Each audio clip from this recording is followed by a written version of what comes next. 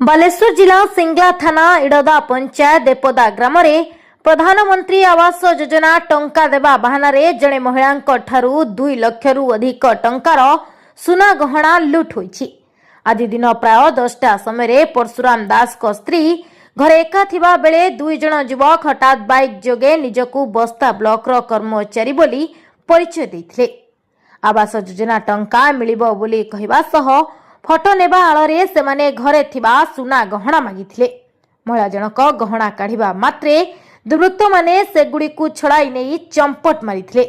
ଏନେଇ ପରିବାର ପକ୍ଷରୁ ସିଙ୍ଗଲା ଥାନାରେ ଅଭିଯୋଗ କରାଯାଇଛି।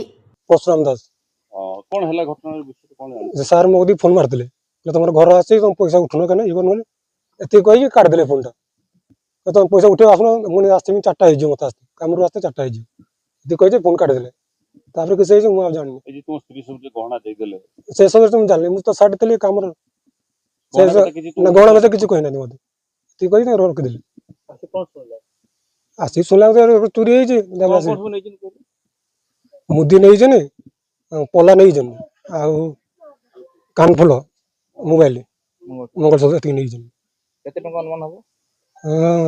2 लाख टका।